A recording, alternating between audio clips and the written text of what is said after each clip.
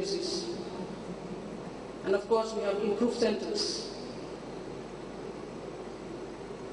With regards counseling and testing, and indeed ARV therapeutic services as well, during the period of the review. Surely, like the rest of the countries, we do have challenges. Still, it relates to stigma and discrimination, even though it's been addressed, but there are still incidences of that. Inadequate resources, particularly to countries like ours, which have smaller populations compared to bigger ones where you have high disease prevalence or burden. For us, with low disease burden, sometimes we are giving lesser priorities. Thus, it's hard to sustain any gains we have made in this regard without more resources. So I'm appealing, like the rest of the previous speakers, for assistance in this area. TB and malaria control mechanisms have been boosted through improved government and private sector initiatives in combating the disease. This, according to Vice President Jai Sidi, has led to a significant reduction in the number of people suffering from these diseases. With regards to malaria, the Gambia has also made gains, particularly towards the elimination stage. We are working towards 2015 for the elimination stage. We have made a lot of coverage, and we use effective available resources as well to ensure that wide coverage. Evidence-based interventions for high impact is in place because we are working to ensure that through long-lasting insecticide-treated bed nets, for example, prompt effective case management, indoor residual spraying as well, and treatment, particularly for pregnant women. Evidence-based information education and behavioral change, communication, among others, and results have been positive, particularly among the under fives, for example. We have realized reduced mortality from 131 per thousand to 109 per thousand within that period. Of course, we do have challenges as well in this area. We need more resources as well as strengthened health systems. After a period of significant advances in improved methods in treating these diseases, experts are describing this period as a historic tipping point in scientific development as more and more people continue to access improved and sophisticated treatment at a lower cost. If you look at the trend in the three diseases, in particular HIV and AIDS, when we are talking about in 2001, and you look at the trend as we speak now, there has been tremendous achievement because we are talking about 1.6% national prevalence rate for HIV in the Gambia. And elsewhere in other countries, particularly in southern countries, they have also recorded marked reduction in their national HIV prevalence. So those are achievements that can be attributable to the leadership, the committed leadership in the African continent, without which it was going to be very difficult for such progress to be made. We've seen a significant, number of African leaders attending this summit. What does that tell us when it comes to the commitment level, in regards to, the tackling of these particular diseases? Yeah, because African leaders are the architect of this declaration in 2001, like I indicated initially. So their presence here also is an indication of their continuous commitment to the cause and, of course, the targets that they have set for themselves in 2001. So having them attend this meeting, is an indication that they still remain very much committed to achieving the goals as far as HIV and AIDS, malaria and TB are concerned. At the close of the July 2013 Abuja summit, leaders pledged to, among other things, accelerate the implementation of various commitments, among them the allocation of at least 15% of national budgets to the health sector, as well as removal of all taxes and tariffs and other economic barriers that hinder the response to these diseases, among a host of others. For Grts News, this is Babukar Senghor.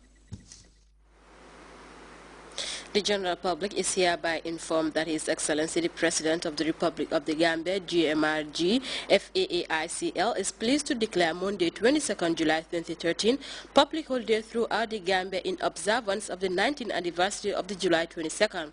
Chair Professor Alhaji Dr. Yahya A.J.J. Jammeh wishes all Gambians a happy 19th anniversary celebrations. A fierce storm swept through the Nyani district, leaving 2 people dead and a trail of destruction in its wake.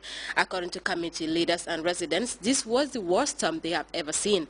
But as we hear in this report by Momodu Jallo, the large-scale destruction of homes comes at a critical time when the cropping season is just starting. 10 p.m. Tuesday night, when many communities in the Nyani district had retired after a long day of fasting and work in the farms. The ferocity of the storm was such that it swept away roofs and uprooted trees. Not a single village in Nyani was spared the destruction caused by the storm, which was soon followed by heavy rains. However, the worst affected villages were Sukuta, Kayai, and Tubakuta, where 2 people were killed when the wall fell on the women whilst they slept. Piles of bricks on broken beds and blood-stained clothing is all that reminds this family of a dreadful night they will never forget. According to the family patriarch, Alaji Kewuleng Jane, he had just retired into his room after the wind started gushing, but was awakened by a sudden noise coming from his mother's house. I jumped into my mother's room, only to find her and 2 other people buried in the rubble. Kewuleng later sounded the alarm bells, and soon help arrived to evacuate the occupants. 2 died on the spot, and 2 others sustained slight injuries. One of the victims was later buried at the village cemetery. The death has taken this small community, and the outpour of grief and sympathy transcended across the whole of Nyani, as people come to terms with the painful manner in which 2 old women died whilst they slept. Now the process of rebuilding has begun in earnest, with some traveling from the city to help their families overcome the grief and destruction. We are just trying to rehabilitate our house. Since yesterday, I went to the forest to cut some pieces of trees in order to rehabilitate this house. This is my father's house. The next house, which is my mother's, the other one is my stepmother, and the other 2, my children are sleeping there. Definitely, this thing has been very disastrous for us. It has affected us because at this moment we stop all our family activities in order to concentrate our house in order to rehabilitate it. Elsewhere in Kuntaur Lower Basic School, teachers were forced to close for summer earlier than anticipated after the roof of the teachers' quarters was blown off. Now the school remains deserted as all the teachers have left. The Kuntaur Health Center, however, suffered minor damage to the staff quarters, but services are not affected and it is business as usual. Further into Nyani, the village of Sugura is working to rebuild after more than 80 compounds were affected. According to the Alcalo, most of the families are struggling as the ensuing rain destroyed foodstuff, making life difficult for them. He therefore called on government agencies, NGOs and development partners to help. According to Per Ba, the chief of Nyani, such a destructive storm is unprecedented in his district and also appealed for help as soon as possible. The focus, he said, is to provide food aid to affected areas as most of the victims had their foodstuffs destroyed by the rain. He also called for help to rebuild houses destroyed, as most of the victims are poor farmers who had spent their fortune to build their houses. The wanton destruction caused by the storm comes at a critical time for these communities, most of whom are busy on the farms. They will now have to divide their time and resources on rebuilding their houses, as well as farming, something that could have serious ramifications on crop harvests. Momodu Jallo, Grts. Still defiant and adamant, supporters of deposed President Mohamed Morsi said they won't give up until the former Egyptian leader is reinstated. And after the coup and acrimony, the Central African Republic is beginning to harvest peace, but human rights organizations say there are concerns about human rights abuses outside the capital. We'll be back with these and other stories right after this break.